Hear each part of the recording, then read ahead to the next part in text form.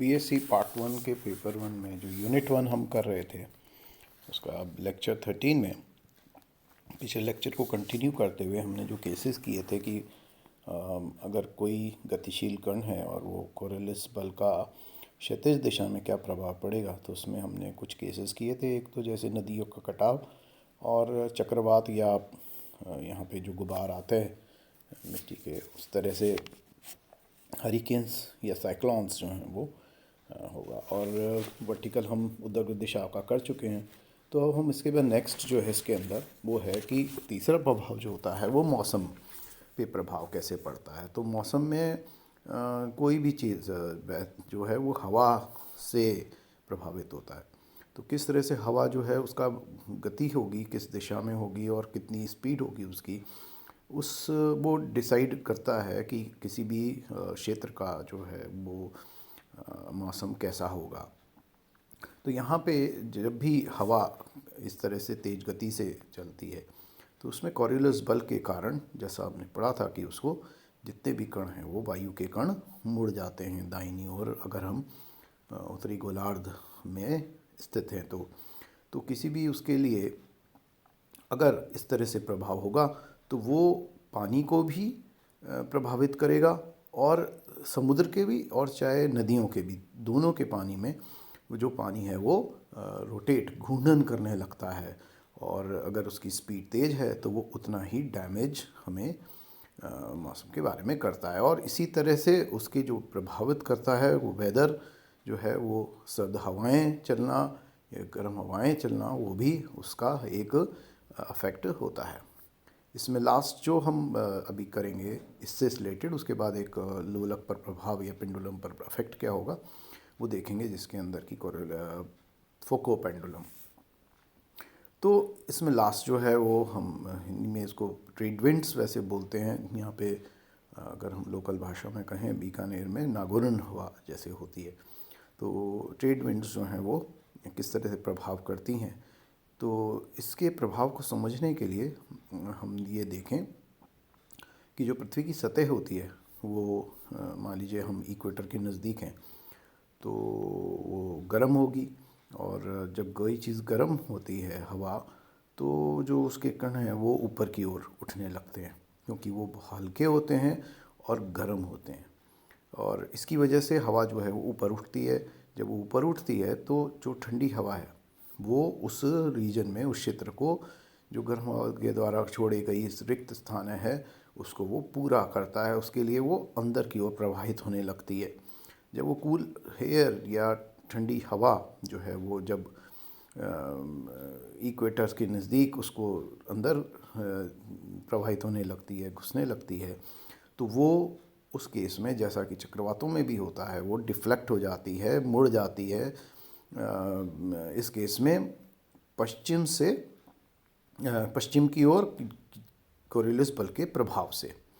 और इस तरह से हमें जो है नॉर्थ वेस्ट ट्रेड विंड्स जो है वो प्राप्त हो जाती हैं, उत्तर पश्चिमी हवाएं जो कि प्रभावित करती हैं हमारे जैसे मौसमों को।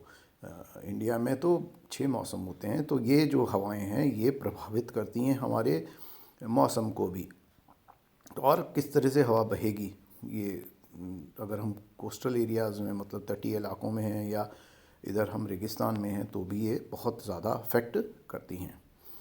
तो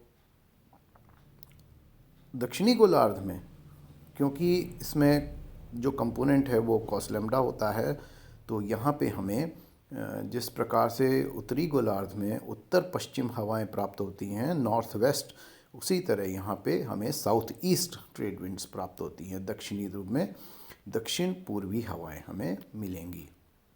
तो ये होता है। अब एक लास्ट जो इसमें पार्ट है वो है हमारा फोको पेंडुलम का।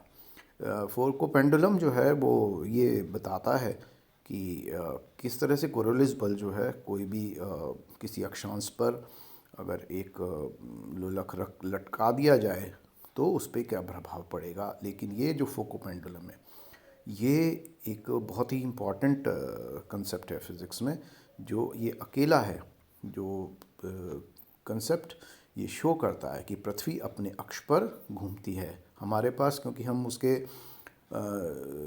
निर्देश तंत्र में ही विद्यमान हैं, हम स्थिर है रहते हैं पृथ्वी के सापेक्ष, तो हमें ये एहसास नहीं होता है कि पृथ्वी अपने अक्ष पर घूर्णन कर रही है।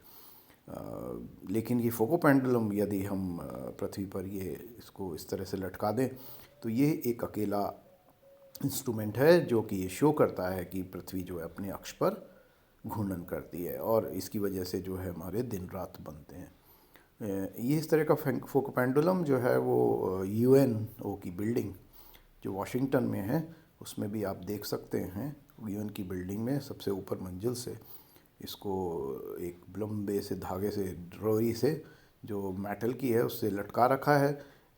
ये जो है 1851 में फोको ने डिस्कवर किया था, और करीब ये जो गोला होता है करीब 28 किलो का होता है, एक ठोस गोला जो कि एलॉय का होता है, एक किसी पर्टिकुलर मेटल का नहीं, एलॉय का होता है, और इसको सीलिंग से ऊपर से लटका दिया जाता है। और ये जो है वो मुक्त रूप से ऑसिलेट फ्री होना चाहिए, फ्रीली ऑसिलेट होना चाहिए, स्वतंत्र दोलन कर सके। तो इतना इसका जो तल है वो इसके लिए इतनी स्पेस छोड़ी जाती है कि वो घूर्णन कर सके। अब पृथ्वी जब अपने अक्ष पर घूमती है तो उसके कारण जो कोरियोलिस बल का है वो प्रभाव इस गोले पर होता है, और उसकी वजह से ये जो इसका तल है वो लगातार जो है वो ये इस तल में अपने एंगल को घुमाता जाता है जैसे जैसे पृथ्वी घूमती है अपने अक्ष पर, और 24 घंटे के अंदर ये वापस अपने पुनः उसी स्थान पर आ जाता है। डायग्राम केवल समझने के लिए जैसा पहले था वैसा ही है ये, और ये जैसे बताया था कि मैंने, तो मैं ये प्रूव करता है कि ये अर्थ जो अपने अक्ष पर घूम रही है। तो ये इसकी इम्पोर्टेंस है, बहुत ही इम्पोर्टेंट कंसेप्ट है फिज़िक्स में। तो हॉरिजॉन्टल, अब क्योंकि ये क्षैतिज तल में है तो क्षैतिज तल में हमारे उसका कंपोनेंट ओमेगा कॉस लैम्बडा होगा, और वर्टिकल कंपोनेंट जो है ओमेगा साइन लैम्बडा होगा। तो हमारा जो उदग्र पार्ट है वो ओमेगा साइन लैम्बडा इसको अफेक्ट करेगा, और जहाँ ये तल में घूम रहा है, गति कर रहा है, वो इसका क्षैतिज तल करेगा। लेकिन कोरियोलिस बल का जो प्रभाव है वो वर्टिकल कंपोनेंट, क्योंकि हैंग किया गया है ऊपर से, तो इसके कारण जो पृथ्वी पर जो टाइम पीरियड है वो होगा 2 pi upon omega cos of sine lambda. और इससे जो आप क्योंकि हमें पता है कि ओमेगा जो है वो पृथ्वी पर टी जो है समय अपने अक्ष पर जो घूमती है वो 24 घंटे होती है, तो पृथ्वी का जो ओमेगा है वो आप 2 पाई/2 24 आवर्स से कर सकते हैं, और उसको रिप्लेस कर दें तो ये जो आवर्तकाल है टी डैश ये इस लोलक का पेंडुलम का है, ये 24/sin लैम्बडा का आर हो जाएगा। अब पेंडुलम की अगर हमें कोणीय वेग निकालना है तो उसके लिए हम 2 पाई/t डैश करेंगे, जैसा कि हम पृथ्वी के लिए करते हैं 2 पाई/t करके, t जो 24 आवर्स है, लेकिन यहाँ पे अभी हमने t डैश फाइंड आउट किया कि 24/sin लैम्बडा आर होता है। तो ओमेगा डैश जो है पेंडुलम का आ जाएगा 2 पाई/t डैश 2 पाई sin लैम्बडा अपॉन 24। इसको कैलकुलेट करेंगे तो ये 15 डिग्री करीब साइन लैम्बडा होता है। तो 1 घंटे में अगर अब ये देखें कि लैम्बडा जो है वो अगर 90 डिग्री है, जैसा कि नॉर्थन में उत्तरी ध्रुव के पास होता है, तो अमेरिका में जो वाशिंगटन है वो लैम्बडा बहुत ज़्यादा दूर नहीं है 90 डिग्री से, स्मॉल चेंज ही है। तो वहाँ पे लैम्बडा जो है अगर 90 डिग्री है तो ये 1 घंटे में ये इक्वेशन शो करती है कि उसकी जो घूमती है वो 15 डिग्री होगी, मीन्स 1 घंटे में 15 डिग्री घूमेगा। तो आपके 24 घंटे होते हैं तो वो पूरे 360 डिग्री का रोटेशन हो जाता है। ये इसका इम्पॉर्टेंट पार्ट है। तो 15 degree sine lambda omega dash होगी। अब पोल्स पे यदि लें जैसा अभी बताया 90 डिग्री होगा तो ये पूरा 24 घंटे में ये पेंडुलम अपने स्थान पर पुनः आ जाएगा। लेकिन यदि इक्वेटर ले रहे हो तो लैम्बडा 0 है और यहाँ पे टी इनफाइनाइट हो जाएगा, और इसलिए कोई भी जो लोलक है वो रोटेशन नहीं होगा। तो घूर्णन तल में उसका घूर्णन नहीं होगा, लोलक का कोई मूवमेंट इक्वेटर पे नहीं रहेगा, वो स्थिर अवस्था में रहेगा। और बीच के पार्ट में आप उसको लैम्बडा के हिसाब से करना है। यहाँ 23 डिग्री के आसपास रहता है तो आप साइन 23 डिग्री निकाल लें, तो अपने यहाँ पे अगर ऐसा पेंडुलम कहा जाता है तो हम उसकी फाइंड आउट कर सकते हैं वैल्यू। तो ये हमारा फर्स्ट जो यूनिट है अब वो ख़त्म हो गया है। नेक्स्ट